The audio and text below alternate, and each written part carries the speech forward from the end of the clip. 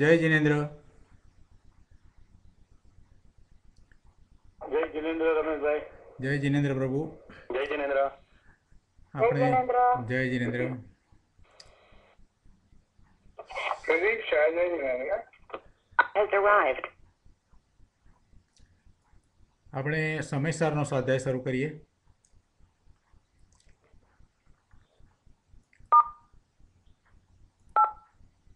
Entry and exit chimes are off.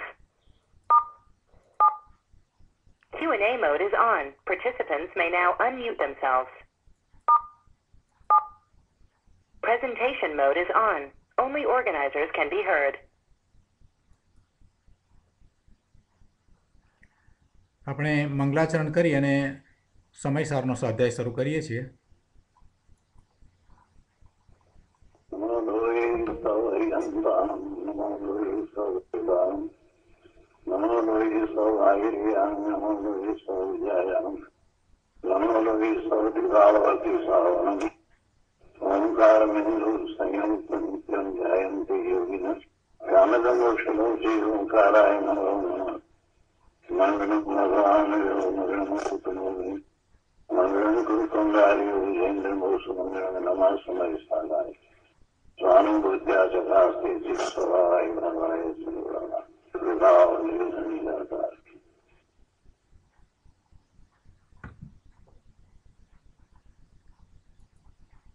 સમયસાર ભગવાન કુંદકુંદાચાર્ય રચિત સમયસાર તથા ભગવાન અમૃતચંદ્રાચાર્ય રચિત આત્મખ્યાતિનો સ્વાધ્યાય આપણે કરી રહ્યા છીએ. એમાં કર્તા કર્મ અધિકારની ગાથા 127 ચાલે છે. ગાથા 127નો ગાથાર્થ, ટીકા અને ભાવાર્થ કર્યા છે અને પૂજ્ય ગુરુદેવ કાંજી સ્વામીએ આપેલ પ્રવચનમાંથી કેટલાક અંશ પણ આપણે કર્યા છે. આજે વિશેષ અંશો કરતાં પહેલાં ગાથા 127નું સહેજ પુનરાવર્તન કરીએ. ગાથા 127માં એમ કહેવામાં આવ્યું કે અજ્ઞાનીને અજ્ઞાનમય ભાવ છે, તેથી એ કર્મને કરે છે, અને જ્ઞાનીને જ્ઞાનમય ભાવ છે, તેથી જ્ઞાની કર્મોને કરતો નથી. પ્રશ્ન એવો કર્યો પહેલાં કે જ્ઞાનમય ભાવથી શું થાય છે અને અજ્ઞાનમય ભાવથી શું થાય છે, અને એના ઉત્તર રૂપે એમ કહ્યું કે અજ્ઞાનીને અજ્ઞાનમય ભાવ છે, એનાથી એને કર્મ બંધાય છે, અને જ્ઞાનીને જ્ઞાનમય ભાવ છે, તેથી જ્ઞાનીને કર્મ બંધાતા નથી. અહીંયા ભાવ કર્મની વાત છે, જડ કર્મની તો વાત જ નથી. જ્ઞાની કે અજ્ઞાની બેમાંથી કોઈ જડ કર્મને તો કરતા નથી. એટલે અહીંયા જે વાત છે તે ભાવ કર્મની વાત છે.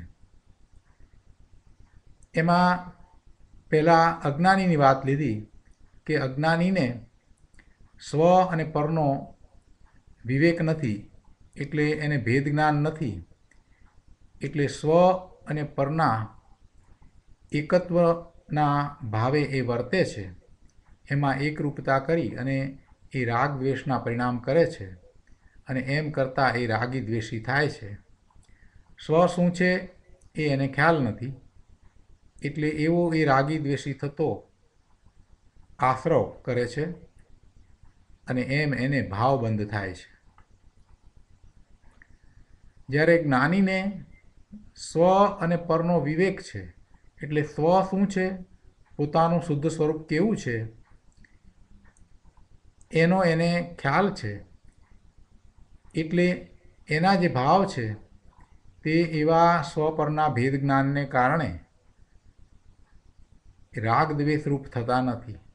એ રાગને દ્વેષને પોતાના જાણતો નથી, એને એ જ્ઞાતા દ્રષ્ટા ભાવે દેખે છે, તેથી એને એવા રાગ દ્વેષના પરિણામ થતા નથી કે એ પોતે રાગ દ્વેષના ભાવે થતો નથી, તેથી તેને એવા ભાવ કર્મનો બંધ પડતો નથી. આ સામાન્ય અર્થ આપણે ટીકામાંથી કર્યો, અને પછી આપણે ઘણો વિસ્તાર કર્યો છે અને ભાવાર્થ પણ કર્યો છે.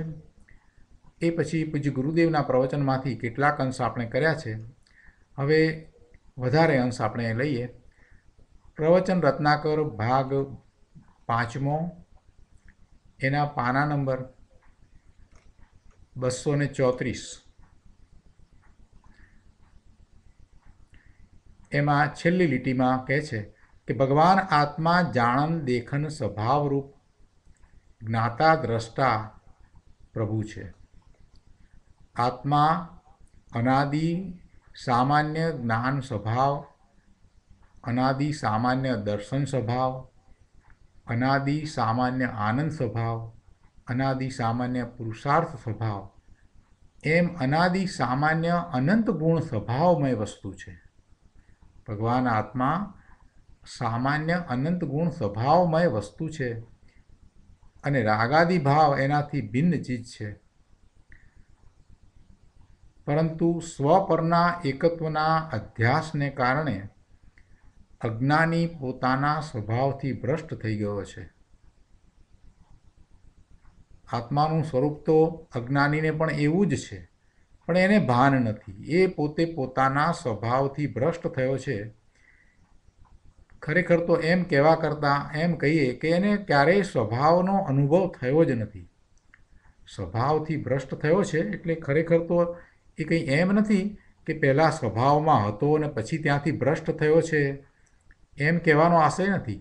પણ એ પહેલેથી જ અનાદિથી એમ સ્વભાવ ભ્રષ્ટ તરીકે જ પરિણમી રહ્યો છે.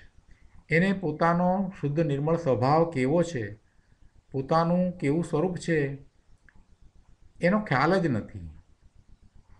એને સ્વ એટલે પોતે અને બીજું જે કંઈ છે તે પર, એ બધા સાથે એને ક્યાંક ને ક્યાંક એકત્વ છે. એકત્વ છે એટલું જ નહીં, મમત્વ પણ છે. અને પોતાનું સ્વરૂપ, શુદ્ધ સ્વરૂપ જોયું નથી, જાણ્યું નથી, અનુભવ્યું નથી, એટલે બીજાની સાથે ભેળસેળ કરી અને પોતાને માને છે, એવી એની શ્રદ્ધા છે. પણ ખરેખર શું છે એ અહીંયા ગુરુદેવે સમજાવ્યું કે અનંત ગુણ સ્વભાવમય વસ્તુ છે.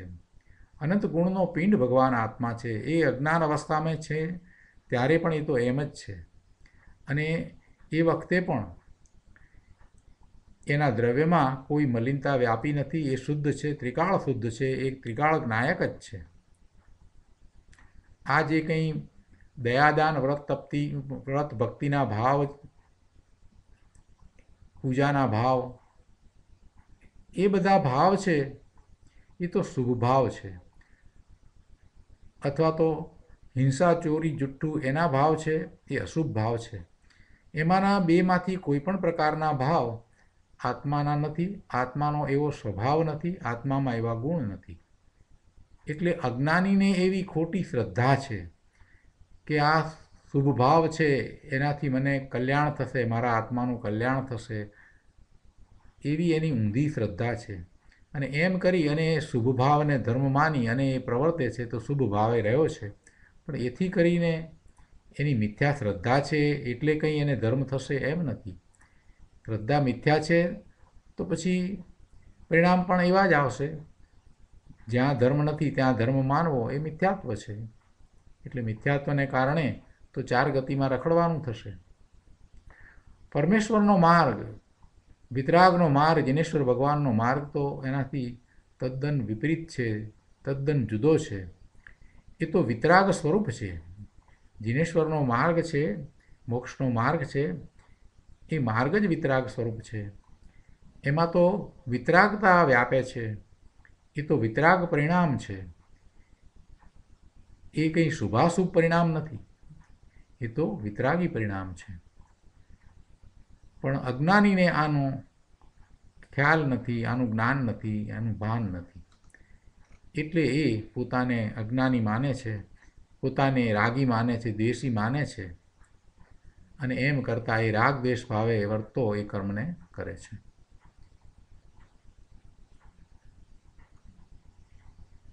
મુનિવ્રત ધાર અનંત બાર ગ્રેવિક ઉપજાયો, પછી નિજ આત્મજ્ઞાન વિના સુખ લેશ ન પાયો.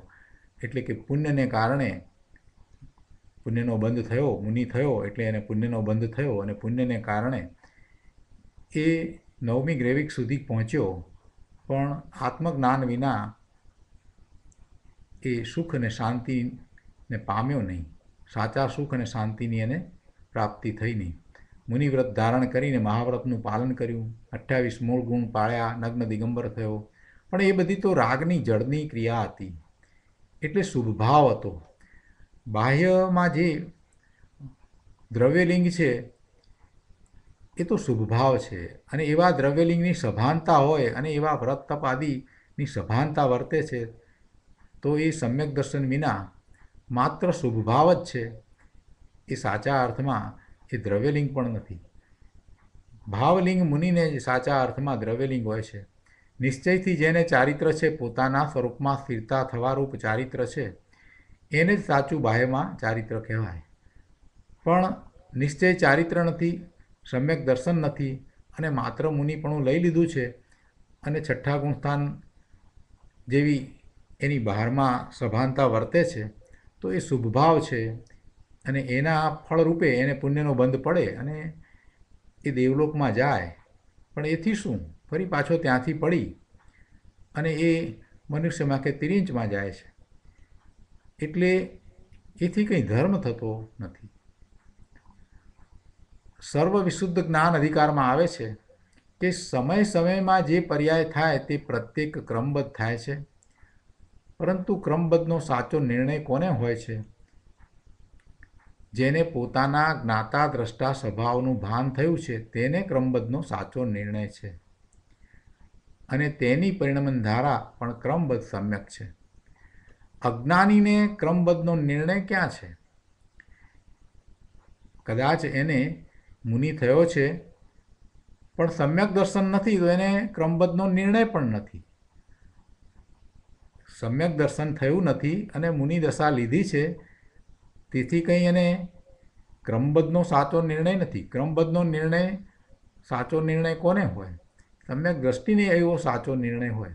જેને સ્વભાવનું ભાન થયું હોય એને ક્રમબદ્ધનો સાચો નિર્ણય છે. બાકી ક્રમબદ્ધ વાંચી જઈએ, સમજી જઈએ એટલે કંઈ ક્રમબદ્ધનો નિર્ણય થઈ જતો નથી. ક્રમબદ્ધનો નિર્ણય શા માટે છે? ક્રમબદ્ધનો નિર્ણય કરવા પાછળનો આશય શું છે? અકર્તા ભાવ.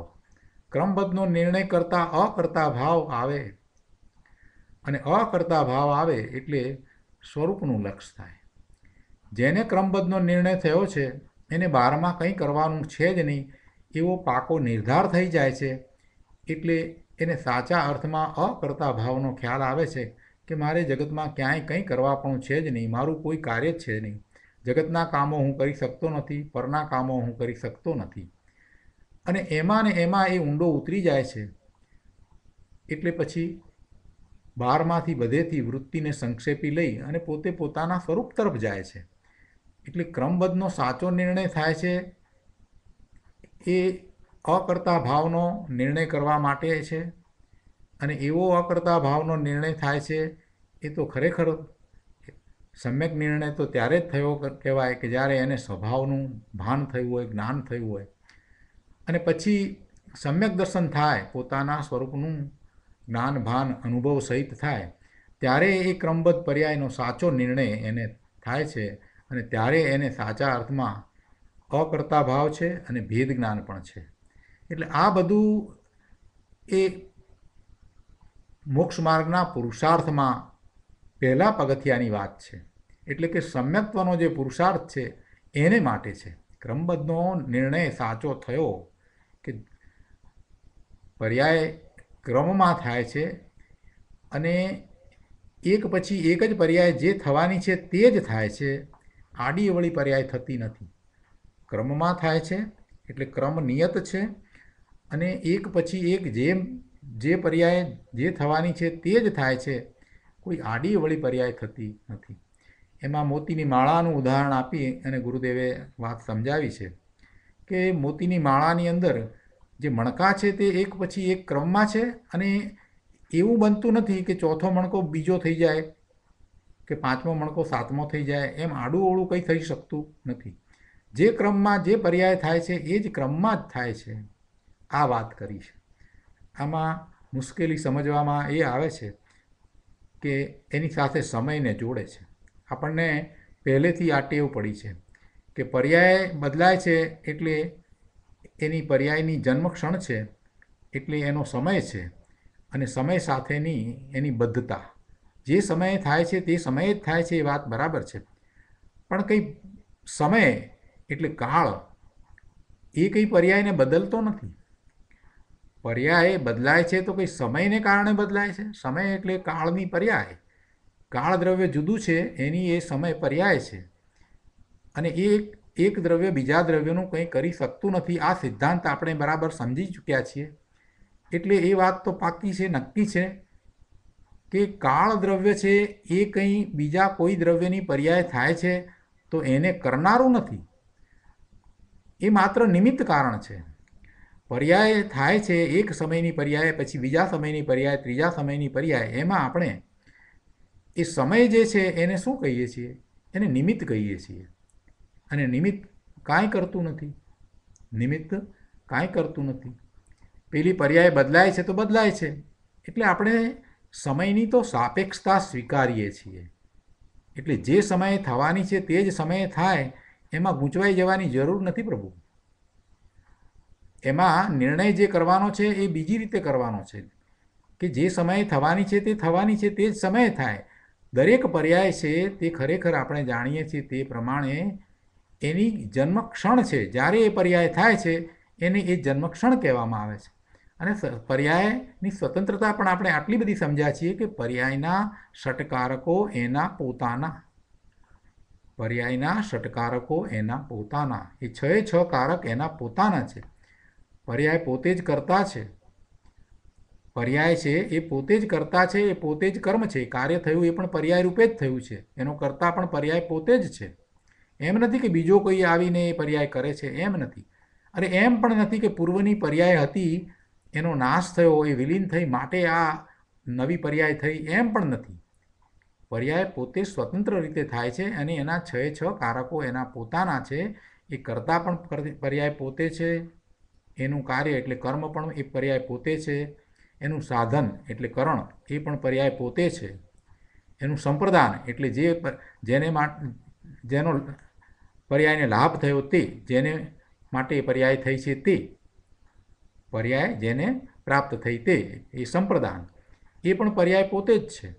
એનું અપાદાન જેમાંથી પર્યાય થઈ છે તે એ પણ પર્યાય પોતે છે. અને પર્યાયનું અધિકરણ એટલે એનો આધાર એ પણ પર્યાય પોતે જ છે. આમ છ કારકો પર્યાયના પોતાના જ છે. આટલી બધી સ્વતંત્રતા આપણે જાણીએ છીએ. અને એની સાથે આ જે વાત મૂકી પૂજ્ય ગુરુદેવ કાનજી સ્વામીએ કે ક્રમબદ્ધ છે. જે પર્યાય થાય છે તે ક્રમમાં થાય છે, ક્રમ નિયત છે. એ ક્રમ બદલાતો નથી. એ ક્રમ છે તે નિયત છે. ક્રમ નિયત કહી છે. અને જે સમયે થાય છે તે સમયે થાય છે એ પણ સાથે કહ્યું. પણ એમાં સમય કયો એટલે સમય સાથે ગૂંચવાઈ જવાની કાંઈ જરૂર નથી, કેમ કે જ્યારે થાય છે એ એની જન્મક્ષણ છે. એટલે એમાં કંઈ ગૂંચવાડો કરવા જેવું નથી. ક્રમબદ્ધ છે.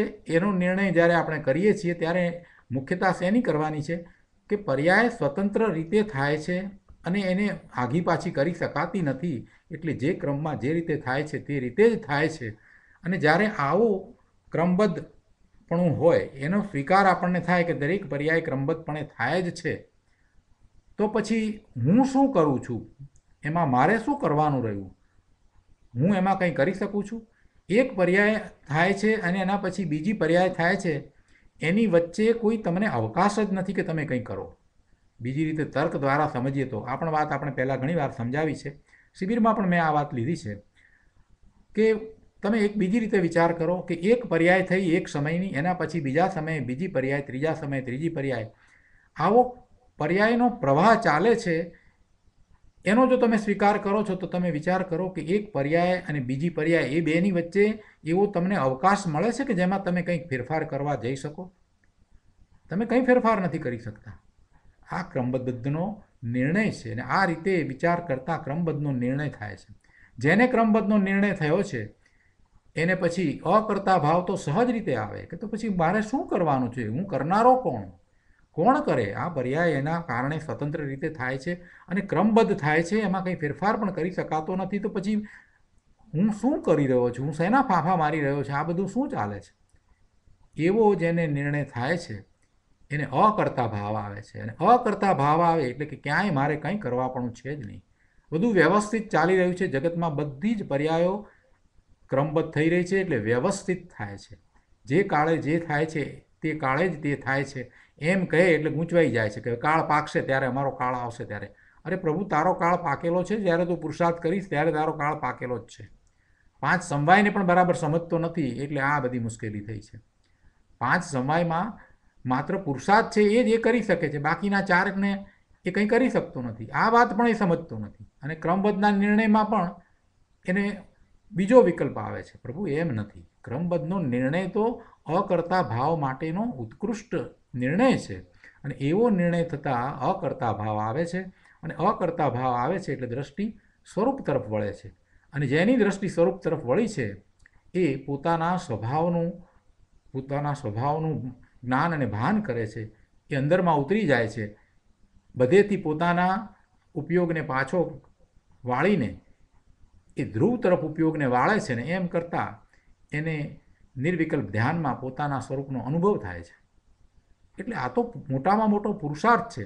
અને સાચો ક્રમબદ્ધનો નિર્ણય તો ત્યારે જ થાય છે કે જ્યારે એને સમ્યક દર્શન થાય છે, પોતાના સ્વરૂપને એ અનુભવે છે, ત્યારે જ એ સાચો નિર્ણય છે. ભેદ જ્ઞાન કરે છે એ વાતમાં પણ આપણે એ વાત લીધી છે, સમજાવ્યું છે. એ રીતે જ સમજાવ્યું છે કે ભેદ જ્ઞાન અને સ્વાનુભૂતિ એ બે વચ્ચેનો શું સંબંધ છે.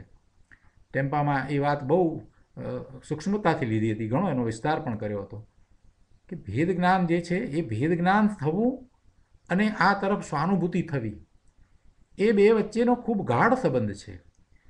સ્વથી પરનું જુદાપણું જણાવવું, ધારણા જ્ઞાન સુધી હોવું અને પછી જ્યારે અનુભવ થાય ત્યારે જે નિર્ણય થાય એ વખતે જે ભેદ જ્ઞાન વર્તે છે કે આ હું સ્વ અને બીજું બધું પર, એમ એ બધું છૂટું પડી જાય છે. અંદરમાં એ છૂટું પડેલું જ છે એને એ વખતે અનુભવ થાય છે. નાળિયેર બહુ પાકી ગયું હોય ને ત્યાર પછીથી અંદરનો પેલો ગોળો છૂટો પડી ગયો હોય, એવી રીતે ભગવાન આત્મા જ્યારે એ અનુભવ કરે છે ને ત્યારે એને છૂટો પડી ગયેલો અનુભવમાં આવે છે કે આ બધાથી તો હું જુદો છું, પર આ બધું અને હું એનાથી સ્વ આ જુદો, આ હું એવો એને અનુભવ થાય છે. અને એ વખતે એને અલૌકિક આનંદનો અનુભવ થાય છે. એ વેદનમાં એ આનંદનું વેદન થાય છે. એટલે ક્રમબદ્ધનો સાચો નિર્ણય શું છે એની ઘણી જગ્યાએ ગુરુદેવે વાત કરી છે. ક્રમબદ્ધ પર્યાય આવું એક પુસ્તક છે, તત્વધારા.com પર એ પુસ્તક છે. અને એક વખત બધાને વાંચી જવા ખાસ વિનંતી છે. ફરીને જ્યારે ગુરુદેવ આ વિશે કંઈ પણ વાત કરે ત્યારે તમને એને લીધે ઘણી સ્પષ્ટતાઓ થશે. તો સર્વ વિશુદ્ધ જ્ઞાન અધિકારમાં આ વાત તો આવશે જ, ત્યારે આપણે વધારે વાત લઈશું. પણ અત્યારે થોડોક સામાન્ય પરિચય આપવા માટે આપણે આ વાત લીધી. અહીંયા ગુરુદેવે એમ કહ્યું કે સર્વ વિશુદ્ધ જ્ઞાન અધિકારમાં આવે છે કે સમયમાં જે પર્યાય થાય તે પ્રત્યેક ક્રમબદ્ધ થાય છે. હવે આ વાત એટલા માટે લીધી કે ઉપર જે વાત કરવામાં આવી એની ઉપરના પેરેગ્રાફમાં કે મુનિ વ્રત ધારણ કરી મહાવ્રતનું પાલન કર્યું, 28 મૂળ ગુણ પાળ્યા, નગ્ન દિગંબર થયો, પણ એ બધી તો રાગ જળની ક્રિયા હતી. અને પૃથક આત્માની ઓળખાણ કરીને અંતરનો સમ્યક પુરુષાર્થ કર્યો નહીં તો કાળલબ્ધિ શું કરે, એમ કરીને વાત કરી હતી. એટલે પછી કાળલબ્ધિ વિશે એમ કહ્યું કે કાળલબ્ધિ પણ પુરુષાર્થ થતાં પાકે છે. ભાઈ, ક્રમબદ્ધમાં તો અકર્તાપણાનો અનંત પુરુષાર્થ રહેલો છે. પુરુષાર્થ થાય તો કાળલબ્ધિ પાકે. કાળલબ્ધિ પણ પુરુષાર્થ થતાં પાકે છે. આટલી બધી સ્પષ્ટ વાત અહીંયા કરી છે. કાળલબ્ધિ પાકે ત્યારે આપણો પુરુષાર્થ થશે એમ. કેવી ગાળા જેવી વાત, મૂર્ખાઈભરી વાત છે. લોકોને કાંઈ ભાન મળે નહીં, શાસ્ત્રનો અભ્યાસ નહીં, કોઈ વિવેક ન મળે અને કાળલબ્ધિ બોલ્યા કરે, એક શબ્દનો પૂરો અર્થ પણ સમજે નહીં. કાળલબ્ધિ શું છે? પુરુષાર્થ જે છે એ જ્યારે થાય છે અને જે કાર્ય થાય છે તો એ સમયને કાળલબ્ધિ કહેવાય અથવા તો જન્મક્ષણ કહેવાય. જે કાર્ય થયું, જે પર્યાય એ વખતે થઈ એની જન્મક્ષણ કહો કે એ કાળલબ્ધિ છે. કાળલબ્ધિ એટલે શું? પુરુષાર્થ થાય છે અને કાર્ય થાય છે તો એ સમય છે એની જન્મક્ષણ છે. એ વખતે એ કાળલબ્ધિ પાકી, એ કાર્ય માટે એ કાળલબ્ધિ એટલે કાળલબ્ધિ પણ પુરુષાર્થ પાકે ત્યારે થાય છે. બહુ સ્પષ્ટ કર્યું છે અહીંયા. અને ક્રમબદ્ધમાં તો અકર્તાપણાનો અનંત પુરુષાર્થ રહેલો છે. અનંત પુરુષાર્થ કહ્યું છે. ક્રમબદ્ધમાં તો અકર્તા ભાવનો અનંત પુરુષાર્થ રહેલો છે. ક્રમબદ્ધનો નિર્ણય કંઈ એમ નથી થઈ જતો. આપણે વાંચી લીધું ને આપણે આટલું બોલી ગયા એટલે એમ કંઈ ક્રમબદ્ધ એમ નથી. અકર્તાપણાનો તમને એવો પુરુષાર્થ થાય છે. ક્રમબદ્ધનો વિચાર કરતાં કરતાં કરતાં એવો પુરુષાર્થ થાય છે કે તમે અંતરમાં વળી જાઓ છો. કાળલબ્ધિ એટલે જે સમયે જે પર્યાય થવાની હોય તે જ થાય, પણ આવો નિર્ણય કરનારને જ્ઞાતા દ્રષ્ટાનો સમ્યક પુરુષાર્થ હોય છે. એટલે એ ક્રમબદ્ધનું પરિણમન છે એ નિર્મળ જ હોય છે. અને પછી વાત એ લીધી કે સર્વ વિશુદ્ધ જ્ઞાન અધિકારમાં આવે છે કે સમય સમયમાં જે પર્યાય થાય તે પ્રત્યેક ક્રમબદ્ધ થાય છે. પરંતુ ક્રમબદ્ધનો સાચો નિર્ણય કોને હોય છે? જેને પોતાના જ્ઞાતા દ્રષ્ટા સ્વભાવનું ભાન થયું છે તેને ક્રમબદ્ધનો સાચો નિર્ણય છે. અને તેની પરિણમન ધારા પણ ક્રમબદ્ધ સમ્યક છે. અજ્ઞાનીને ક્રમબદ્ધનો નિર્ણય ક્યાં છે? સમ્યક દર્શન નથી, એને પણ ક્રમબદ્ધનો સાચો નિર્ણય નથી. એને હજી ઘણું કરવાનું છે. ક્રમબદ્ધનો પુરુષાર્થ એટલે એવી સાચી શ્રદ્ધા ક્રમબદ્ધની થવી, એમાં તો ઘણો પુરુષાર્થ રહ્યો છે. એ તો સમ્યક દર્શનની નજીક છે. અજ્ઞાનીને તો ક્રમબદ્ધનો નિર્ણય જ નથી. એને તો રાગ દ્વેષ સાથે એકત્વ થઈ ને રાગમાં અહમપણું વર્તે છે. શુભાશુભ ભાવમાં એને અહમપણું વર્તે છે. અજ્ઞાની પોતે હું રાગી છું, દ્વેષી છું એમ માને છે. દયાદાન પૂજા આદિ રાગનો કરતા છું એમ તે માને છે. પોતાની ચીજ અંદર ત્રિકાળી નિર્મળ આનંદ સ્વભાવી ભગવાન આત્મા નાયક ચીજ છે, એને એ જાણતો નથી. એટલે એ પોતાને રાગી કે દ્વેષી માને છે અને એવું માનતો થકો તે રાગી અને દ્વેષી એટલે રાગ દ્વેષનો કરતા થાય છે અને જાણે કે હું આત્મા છું જ નહીં એમ અજ્ઞાની રાગમાં અહમપણે પ્રવર્તી રહ્યો છે. પોતાના સ્વરૂપને ભૂલી ગયો છે, પોતાના શુદ્ધ આત્માને ભૂલી ગયો છે, આત્માના નિર્મળ સ્વરૂપને ભૂલી ગયો છે. એ બિચારો એ રાગ દ્વેષ જે થાય છે એ ભાવે જ રહે છે. પોતે જેવો ભાવ કરે છે એવા ભાવે રહ્યો છે. શુદ્ધ ભાવનું તો જ્ઞાન ભાન છે જ નહીં. એનો તો એને વિચાર પણ આવતો નથી, એનો પુરુષાર્થ ઉપડતો નથી. પંડિતાઈ કરે પણ એમ નથી કે આપણે આત્મામાં જઈએ એનો પુરુષાર્થ ઉપાડીએ. કેટલાય વર્ષોથી શાસ્ત્ર વાંચતો હોય, અભ્યાસ કર્યા કરે, ચર્ચાઓ કર્યા કરે, પણ ક્યારે પુરુષાર્થ એવો કરશે? પોતાના સ્વરૂપમાં જવાનો પુરુષાર્થ ક્યારે એ કરશે? કે માત્ર પછી ચર્ચાઓ જ કર્યા કરશે? ગુરુદેવ કહે છે કે આ અજ્ઞાનમય ભાવના કારણે પોતાને પર એવા રાગ દ્વેષ રૂપ કરતો થકો અજ્ઞાની કર્મોને કરે છે. જેવા ભાવ થાય છે એવા ભાવનો એ કરતા થાય છે. અને અહીંયા એ ભાવનો કરતા થાય છે એટલે ભાવ કર્મનો કરતા છે. અહીંયા જળ કર્મની તો વાત નથી. શુભાશુભ ભાવ રૂપે જે રાગ દ્વેષના પરિણામ, તે રાગ દ્વેષના પરિણામનો અજ્ઞાની કરતા થાય છે અને એમ એને આશ્રવ થાય છે અને ભાવ બંધ પડે છે. આગળ અહીંયા કહે છે કે હવે જ્ઞાની એટલે ધર્મી જીવ કેવા હોય છે તે વાત કરે છે અને ગાથાની ટીકા ઉપરની વાતને અહીંયા લેતા ગુરુદેવ સમજાવે છે કે ધર્મીને સ્વ પરના વિવેક દ્વારા આનંદ મૂર્તિ ભગવાન આત્મા અને દુઃખ સ્વરૂપ એવો રાગ એ બેની ભિન્નતાનું સમ્યક પ્રકારે જ્ઞાન થયું છે. બે વચ્ચે ભિન્નતા છે એનું સમ્યક પ્રકારની વાત આપણે ગઈકાલે પણ લીધી હતી, આજે ફરીથી લઈએ છીએ કે સમ્યક પ્રકારે એટલે શું? વિવેક, ધર્મીને સ્વ પરનો વિવેક, પણ એમાં સમ્યક પ્રકારે એમ કેમ લીધું? સ્વ અને પરનો વિવેક, રાગ અને પોતે ભગવાન આત્મા, એ બેની વચ્ચેની ભિન્નતા, એવું ભેદ જ્ઞાન એમાં સમ્યક પ્રકારે લીધું. તો સમ્યક પ્રકારે એટલે શું? સમ્યક પ્રકારે એટલે કે સ્વરૂપના લક્ષ્ય યથાર્થપણે, સ્વરૂપના લક્ષ્ય યથાર્થપણે દ્રષ્ટિ સ્વરૂપ તરફ કરીને કેવું સ્વરૂપ છે એ જાણવાનો, એનું જ્ઞાન કરવાનો અને એ રૂપે પરિણમવાનો જે પુરુષાર્થ કરે તો સ્વરૂપનું લક્ષ્ય થાય. અને એ સ્વરૂપના લક્ષ્ય એ પર જુદું પડે છે. સ્વરૂપના લક્ષ્ય એ પરથી પોતે પોતાને જુદો ભિન્ન અનુભવમાં આવે છે. એમ એ ભેદ જ્ઞાન એ સમ્યક પ્રકાર છે. જ્ઞાનીને સમ્યક પ્રકારે સ્વપરનું ભેદ જ્ઞાન પ્રગટ થતાં ભિન્ન આત્માની ખ્યાતિ અત્યંત ઉદય પામી છે. એમાં પરની ખ્યાતિ નથી થતી. સ્વ અને પરનું ભેદ જ્ઞાન કરતાં પરને જુદું પાડે, આ બધું પર એમ કરીને પર તરફનું લક્ષ્ય નથી હોતું. એનામાં સ્વનું લક્ષ્ય છે. લક્ષ્ય સ્વનું કરતાં એવું ભેદ જ્ઞાન થાય છે. અને એમાં સ્વનું લક્ષ્ય કરીને જે ભેદ જ્ઞાન થાય છે એમાં એ સ્વ છે એ એને ખ્યાતિ પામે છે, એટલે એ પ્રસિદ્ધ પામે છે. એ સ્વ છે એની એમાં પ્રસિદ્ધિ થાય છે. પ્રસિદ્ધતા કોની છે? સ્વની થાય છે. એટલે સ્વની ખ્યાતિ અત્યંત ઉદય પામી છે.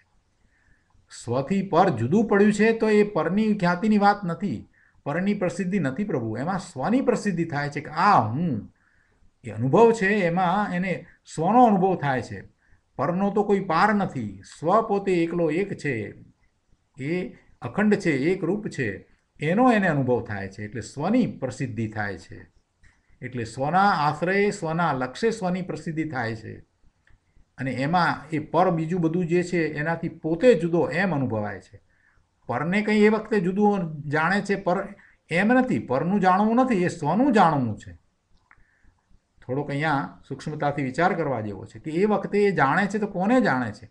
એ તો શબ્દમાં આપણે એમ સમજાવવા ખાતર એમ કહીએ કે પરથી જુદો પોતાને જાણે છે, એમ નથી. ખરેખર તો એ પોતે પોતાને જ અનુભવે છે, પોતાને એકલાને જ અનુભવે છે, પોતાના એક શુદ્ધ સ્વરૂપને જ અનુભવે છે. એવો એ અનુભવ છે. એમાં પરને અનુભવવાની વાત નથી આવતી. પરથી જુદો એમ પણ દેખાતું નથી કે હું આટલાથી જુદો, એમ કંઈ અનુભવ નથી થતો.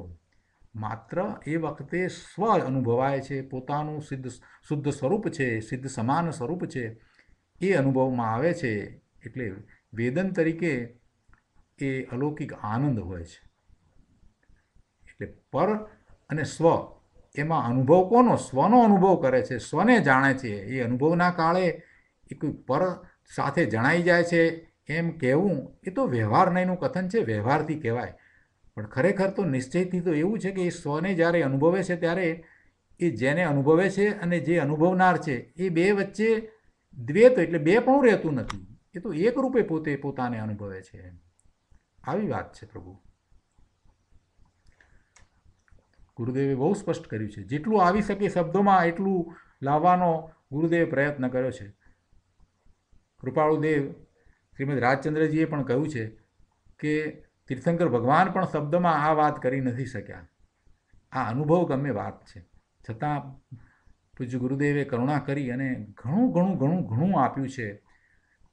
વારંવાર એનો વિચાર કરીએ, વારંવાર એને વાંચીએ, વારંવાર એના ઉપર મનન મંથન ચિંતન કરીએ તો આ બધી વાત ખૂબ સ્પષ્ટ થાય છે, ખૂબ ખ્યાલમાં આવે છે. જ્ઞાનીને સમ્યક પ્રકારે સ્વપરનું ભેદ જ્ઞાન પ્રગટ થતાં ભિન્ન આત્માની ખ્યાતિ અત્યંત ઉદય પામી છે. એટલે એ વખતે આત્માની ખ્યાતિ થાય છે, આત્માની પ્રખ્યાતિ બીજા આગળ થાય છે એમ નથી. પોતાને પોતાનું સ્વરૂપ એમ અનુભવમાં આવે છે, એમ ખ્યાતિ ઉદય પામી છે. પોતાને એની પ્રસિદ્ધિ થાય છે. આ હું તો આનંદ છું, શાંત છું, વિતરાગ સ્વભાવ છું, અકસાય સ્વરૂપ છું. એમ રાગથી ભિન્ન આત્માની જ્ઞાનીને પ્રસિદ્ધિ થઈ છે. ભાષા બહુ ટૂંકી પણ ભાવ ખૂબ ગહન ભરી દીધા છે. અને પછી તો જેમ ગાથામાં વાત કરી એ પ્રમાણે ગુરુદેવ સમજાવે છે કે ભાઈ જો ભિન્ન આત્માની એક વખત અનુભૂતિ થઈ, એની ખ્યાતિ થઈ, એની પ્રસિદ્ધિ થઈ, સ્વાનુભૂતિ થઈ, પછી એને ભાવ કેવો હોય? એને દ્રષ્ટા ભાવ જ હોય. એટલે પોતાના જ્ઞાનમાં બીજા જ્ઞેયોને માત્ર જ્ઞેય તરીકે જ જાણે. એટલે જ્ઞાનીને જે ભાવ છે તે જ્ઞાનમય ભાવ છે. ભિન્ન આત્માની ખ્યાતિ ઉદય પામી હોવાથી જ્ઞાનીને જ્ઞાનમય ભાવ જ હોય છે. ધર્મીને જ્ઞાનમય એટલે આત્મામય, આત્મામય એટલે કે આત્મા જ્ઞાન સ્વરૂપ છે એટલે આત્મામય, એટલે જ્ઞાનમય એટલે આત્મામય વિતરાગમય ભાવ જ હોય છે, એમાં રાગનો અંશ હોતો નથી. જ્ઞાનમય ભાવમાં રાગમય ભાવનો અભાવ છે. જ્ઞાનમય ભાવમાં રાગમય ભાવનો અભાવ છે. એટલે રાગમય કહેતા રાગ દ્વેષ બધું આવી જાય. બીજા અન્ય કોઈ પણ ભાવનો એમાં અભાવ છે. જ્ઞાનમય ભાવની અંદર અન્ય ભાવ છે જ નહીં. એમાં કોઈ શુભાશુભ ભાવ છે જ નહીં. એ વિતરાગમય ભાવ છે. ગુરુદેવે બહુ સ્પષ્ટ કર્યું છે. વિતરાગમય ભાવ જ હોય છે. શુદ્ધ ચૈતન્ય સ્વરૂપ વિતરાગ સ્વભાવની એને એ વખતે અનુભૂતિ છે. એ વિતરાગી સ્વભાવી આત્માની જેને દ્રષ્ટિ થઈ છે એવા જ્ઞાનીને જ્ઞાનમય ભાવ જ હોય છે. અને એના પછી જે વાત કરી કે એને કર્મબંધ હોતા નથી, અને એના વિશે પણ ગુરુદેવ સમજાવે છે કે સ્વપરના પાના નંબર 237 ઉપર પહેલા પેરેગ્રાફમાં અહીંયા ગુરુદેવ સમજાવે છે કે સ્વપરના ભેદ વિજ્ઞાનને લીધે જ્ઞાની પોતાના ચૈતન્ય સ્વભાવમાં સ્થિત છે. ધર્મી રાગમાં સ્થિત નથી. ધર્મી એટલે જ્ઞાની પોતે સમ્યક દર્શન સહિત છે, એ રાગમાં સ્થિત નથી. પણ જ્ઞાની પોતે પોતાના ચૈતન્ય સ્વભાવમાં સ્થિત છે. અહીંયા નિર્વિકલ્પ ધ્યાનની વાત નથી. ચૈતન્ય સ્વભાવમાં સ્થિત છે કહેતા અહીંયા એમ નથી કહેવું કે એને નિર્વિકલ્પ અનુભવ પોતે ધ્યાનમાં પોતાના સ્વરૂપમાં સ્થિરતા કરી છે, એ વાત નથી.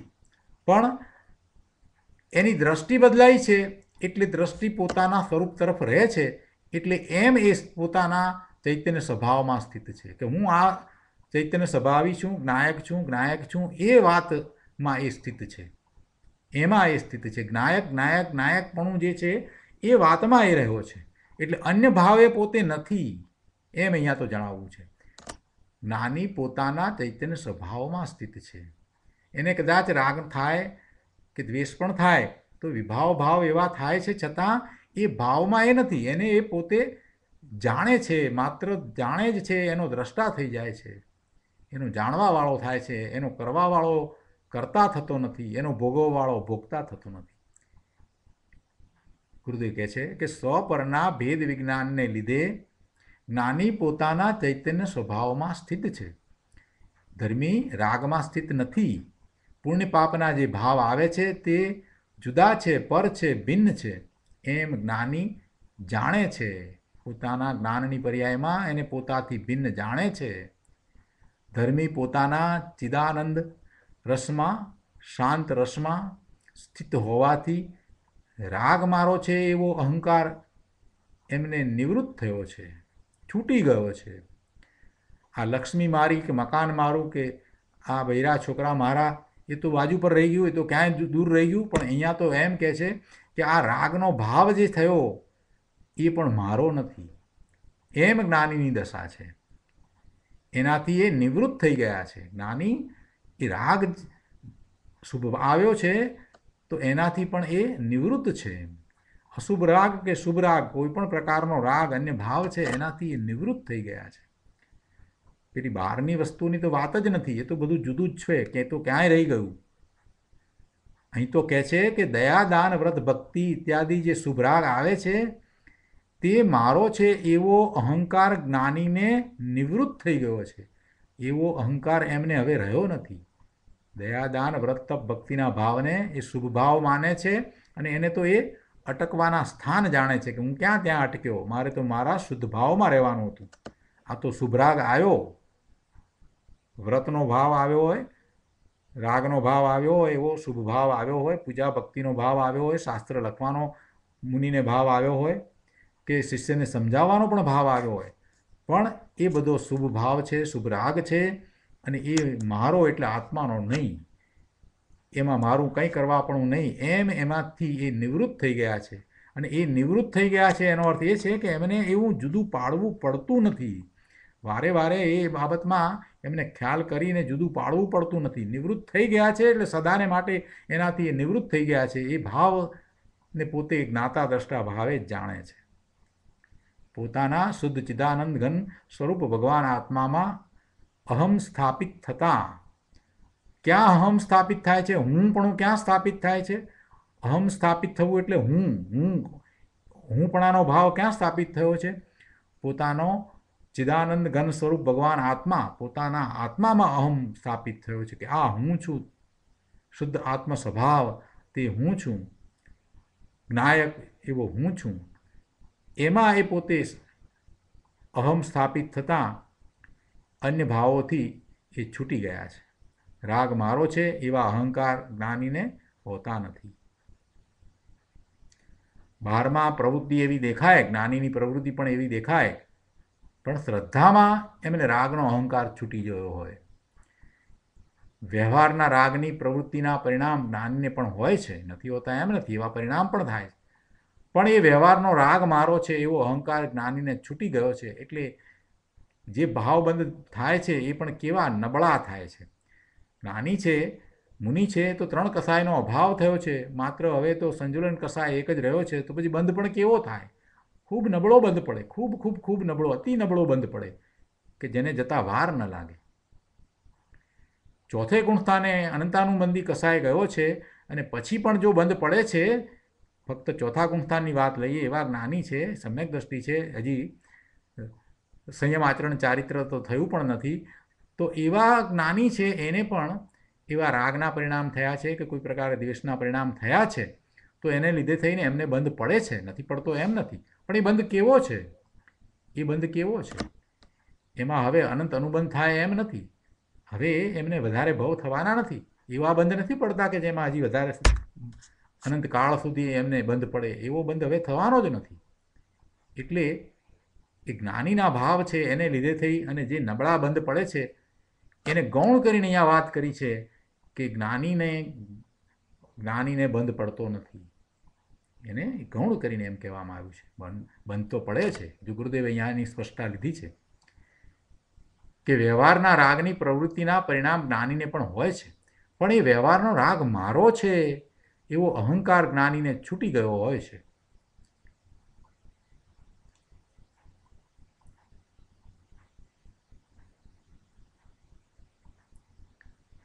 આપણે આગળ લઈએ. અહીંયા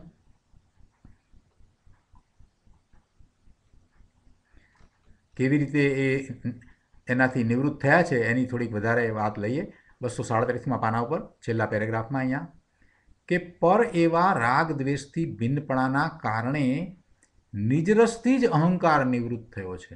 થોડોક વિસ્તાર આમાં ગુરુદેવ આ નિજરસથી અહંકાર નિવૃત્ત થયો છે એનો કર્યો છે. એ રાગ દ્વેષથી પોતે જુદા છે. જે ભાવ આવ્યો છે શુભ કે અશુભ ભાવ, એનાથી જ્ઞાની પોતે જુદા છે, એને દ્રષ્ટા જ્ઞાતા ભાવે જાણે છે, જુએ છે. તો એ વખતે એ એના રાગ દ્વેષના ભાવથી નિવૃત્ત થયા છે. તો એમાં શું છે? તો કે નિજ રસથી એ એવી દશા થઈ છે. પોતાના આત્માનો રસ, જે આનંદનો રસ છે, જે શાંતિનો રસ છે, એવા નિજ રસને કારણે એ પેલા રાગ દ્વેષના અહંકારથી નિવૃત્ત થયા છે. એટલે એવા રાગ દ્વેષને એ પોતાથી જુદા જાણે છે. રાગી અને દ્વેષી થતા નથી, અર્થાત રાગ અને દ્વેષનો કરતા થતા નથી. સમકીતિ ચક્રવર્તી બહારથી 6 ખંડના રાજ્યને સાધતા દેખાય. 6 ખંડનું રાજ્ય એ સાધે એટલે કે એ મેળવે છે, એ જીતી લે છે, એના સ્વામી થાય છે, એવું બહારથી આપણને દેખાય. પણ ખરેખર તો એ અંતરમાં અખંડને સાધતા હોય છે, પોતાના સ્વરૂપને સાધે છે. એ બધાથી તો પોતે પર છે, જુદા છે, એમને એવો રાગ નથી. એ વખતે એ જે પૂર્વના કર્મના ઉદય વર્તે છે અને એને કારણે જે સંયોગો થયા છે, તો એ સંયોગોને એ આધીન નથી થતા, પણ એ સંયોગોને પોતે જ્ઞાતા દ્રષ્ટા ભાવે જુએ છે, જાણે છે.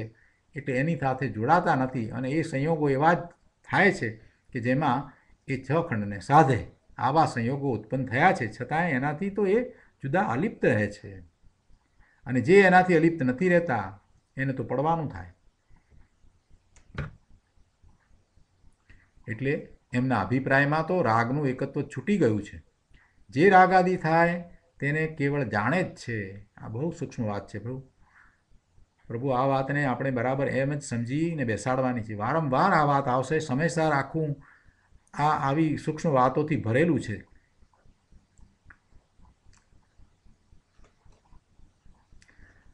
ગાથા 127 ભાવાર્થ ઉપરનું પ્રવચન, એમાંથી આપણે લઈએ. અહીંયા પાના નંબર 238 ઉપર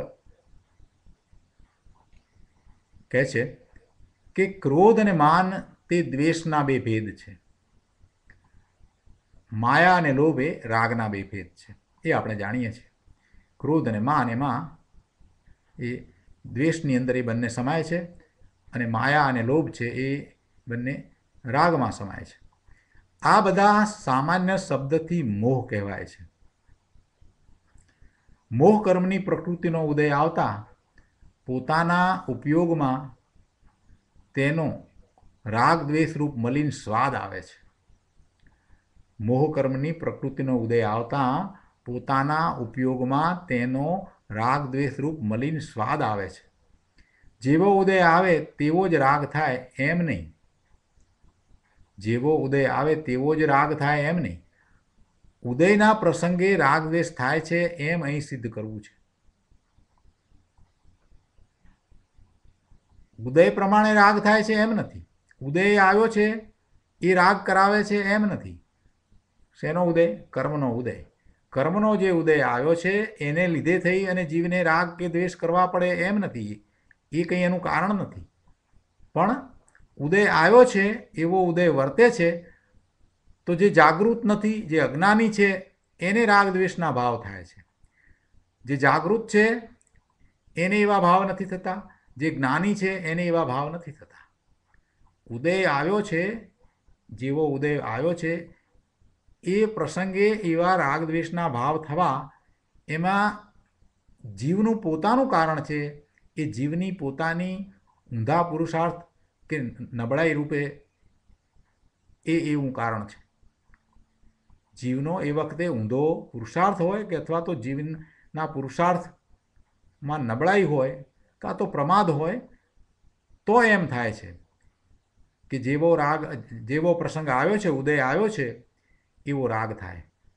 પણ પ્રસંગ ગમે તેવો આવ્યો, ઉદય ગમે તેવો વર્તો હોય, સંયોગોને આધીન જો જીવને નથી થવું તો નથી થતો. મુનિ ક્યાં સંયોગને આધીન થઈ જાય છે? સંયોગને પોતાથી જુદા જુએ છે, જાણે છે, અને પોતે એમાં રાગી દ્વેષી થતા નથી. એટલે જેવો ઉદય આવે તેવો જ રાગ થાય એમ નહીં.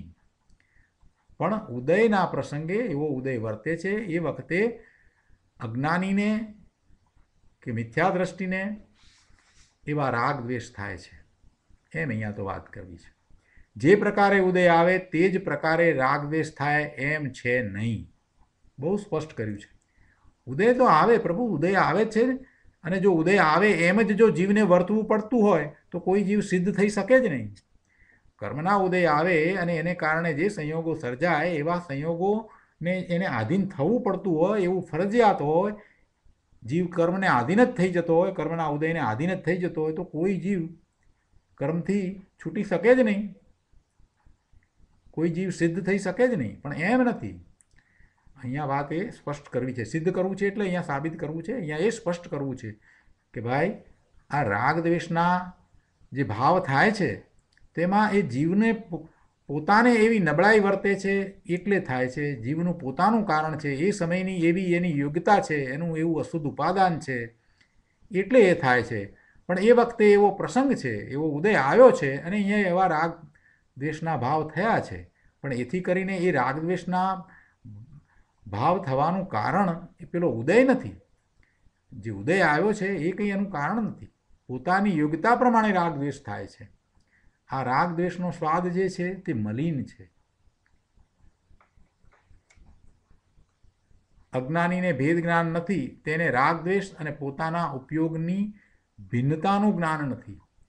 પોતાનો ઉપયોગ એ જુદો છે અને આ રાગ દ્વેષ જુદા છે, એની ભિન્નતા નથી ને, એ જુદું નથી પડતું એટલા માટે ઉપયોગ રાગ દ્વેષ સાથે જોડાય છે.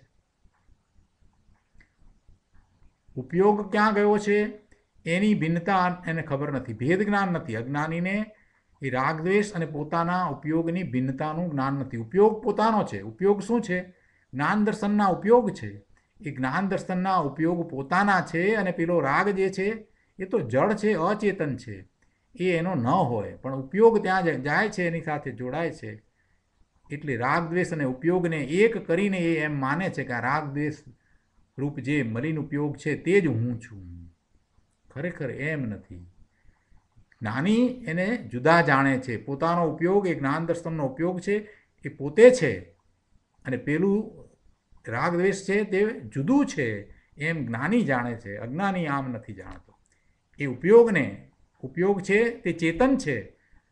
ઉપયોગ છે તે ચેતન છે, અને રાગ દ્વેષ છે તે અચેતન જડ છે.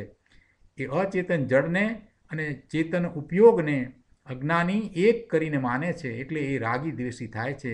આ રાગ દ્વેષ રૂપ મલિન ઉપયોગ છે તે હું છું, અને એ પ્રમાણે એમાં રાગ દ્વેષમાં એને અહમ બુદ્ધિ થાય છે, અને એ કર્મોને કરે છે, જ્યારે જ્ઞાનીને એમ થતું નથી. તો આ રીતે અહીંયા આપણે આ ગાથા 127 પૂરી કરીએ છીએ. હવે ગાથા 127 પછી ગાથા 128, 129માં જે વાત આવવાની છે એના કળશ રૂપે અમૃતચંદ્રાચાર્ય ભગવાને જે શ્લોક કહ્યો છે એ આપણે લઈએ. કળશ 66.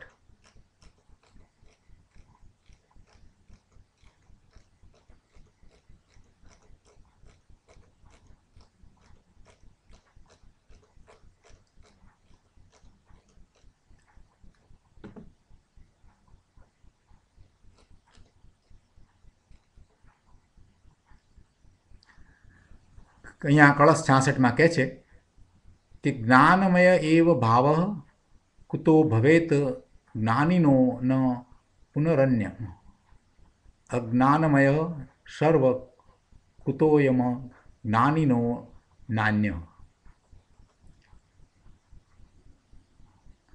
આ શ્લોક હવે જે ગાથા આવવાની છે એના સૂચના રૂપે કહેવામાં આવ્યો છે. શ્લોકનો અર્થ આ પ્રમાણે છે કે જ્ઞાનીના કુત જ્ઞાનમય એવ ભાવ ભવેત. અહીં પ્રશ્ન છે કે જ્ઞાનીને કેમ જ્ઞાનમય જ ભાવ હોય. પુનઃ અન્ય ન અજ્ઞાની ન કુત સર્વ અયમ અજ્ઞાનમય અન્ય ન અને અન્ય અર્થાત અજ્ઞાનમય ન હોય. એટલે કે જ્ઞાનીને કેમ જ્ઞાનમય જ ભાવ હોય અને અજ્ઞાનમય ભાવ કેમ ન હોય, અને વળી અજ્ઞાનીને કેમ સર્વભાવ અજ્ઞાનમય જ હોય છે અને અન્ય એટલે કે જ્ઞાનમય ન હોય. શું પ્રશ્ન અહીંયા કર્યો છે કે જ્ઞાનીને કેમ જ્ઞાનમય ભાવ હોય છે અને અજ્ઞાનમય ભાવ નથી હોતા, અને અજ્ઞાનીને કેમ સર્વભાવ અજ્ઞાનમય જ છે, જ્ઞાનમય નથી. આવો અહીંયા આ કળશની અંદર પ્રશ્ન લીધો છે, અને એ કળશમાં જે વાત છે એના ઉત્તર રૂપે ગાથા 128 અને 129 કહેવામાં આવી છે. તો હવે આપણે ગાથા 128 અને 129 લઈએ, શરૂઆત કરીએ છીએ. અહીંયા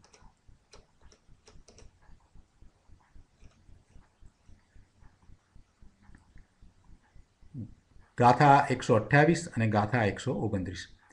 જ્ઞાનમયાત્ભાવાત જ્ઞાનમય સ્થિત જાયતે ભાવ યસ્માત જાનીન સર્વે ભાવા ખલુ જ્ઞાનમયા અજ્ઞાનમયાદવાદ જ્ઞાન જાયતે ભાવ યસ્માત સ્માદભાવ અજ્ઞાનમયા અજ્ઞાનીન. ગાથાના અર્થમાં અહીંયા કહે છે કે યસ્માત કારણ કે જ્ઞાનમયાત ભાવાત ચ જ્ઞાનમય એવ ભાવ જાયતે. એટલે કે કારણ કે જ્ઞાનમય ભાવમાંથી જ્ઞાનમય જ ભાવ ઉત્પન્ન થાય છે. પેલા પ્રશ્ન જે કર્યો ને એના ઉત્તર રૂપે આ વાત કરી.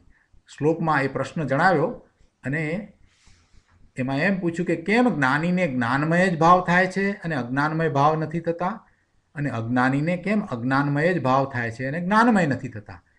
એટલે એના ઉત્તર રૂપે આ 128 અને 129મી ગાથા કહેવામાં આવી છે.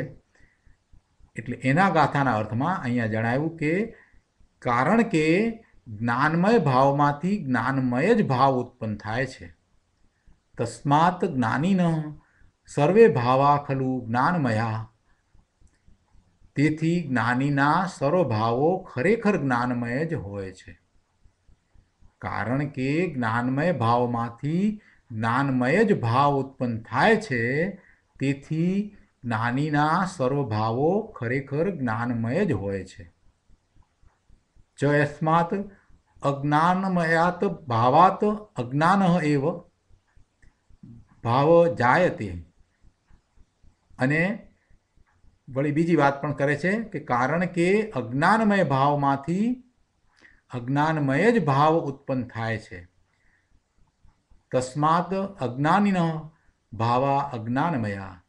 તેથી અજ્ઞાનીના ભાવો અજ્ઞાનમય જ હોય છે. શું કહ્યું ગાથાની અંદર? કે જ્ઞાનમય ભાવમાંથી જ્ઞાનમય જ ભાવ ઉત્પન્ન થાય છે. તેથી જ્ઞાનીના સર્વ ભાવો ખરેખર જ્ઞાનમય જ હોય છે.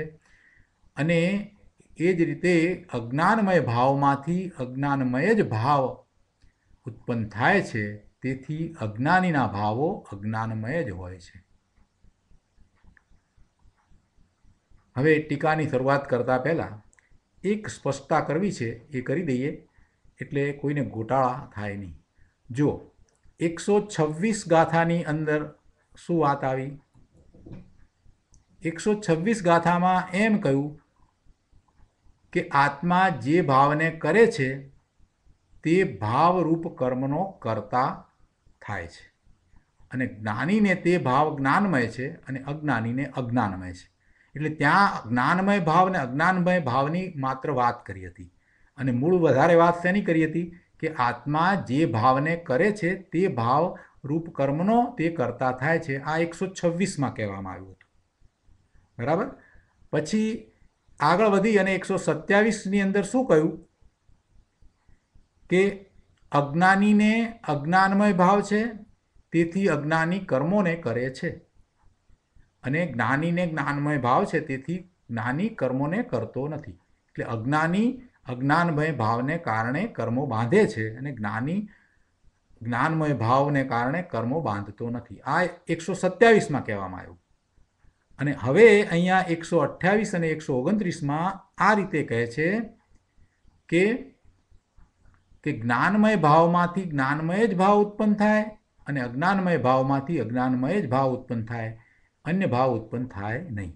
એટલે આ રીતે 126, 127 અને પછી આ 128, 129 આ રીતે છે એ બરાબર સાથે સમજવું જોઈએ. તો હવે આગળ ટીકા અને ભાવાર્થ આપણે લઈશું. આજનો સ્વાધ્યાય આપણે અહીંયા સુધી રાખીએ છીએ.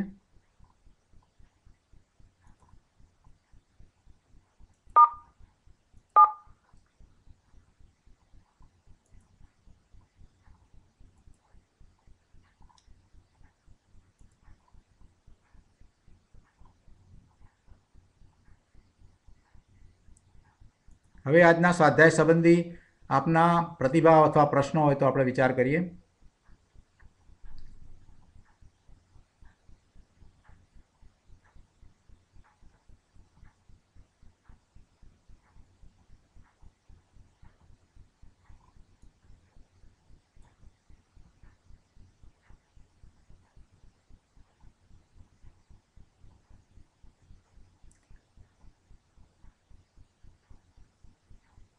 જો પ્રશ્ન અથવા પ્રતિભાવ નથી તો સુખધામ બોલી અને સ્વાધ્યાય પૂરો કરીએ.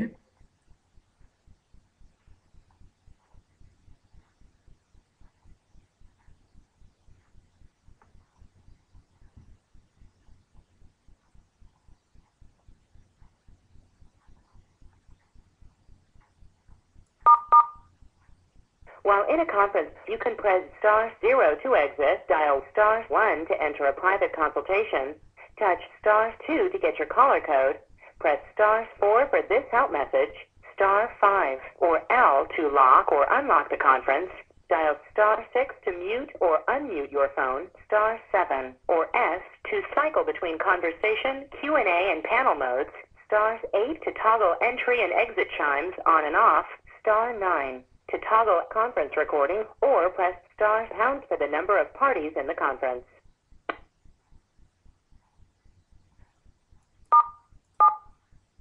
Conversation mode is on.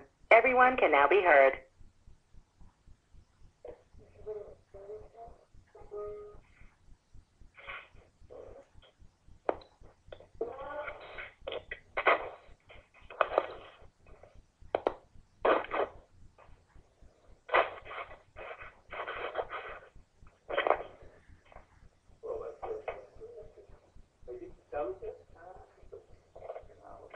ચાલો, જય જિનેન્દ્ર. જય જિનેન્દ્ર. જય જિનેન્દ્ર. જય જિનેન્દ્ર. Jai Jinendra. જય જિનેન્દ્ર. Jai Jinendra. જય જિનેન્દ્ર.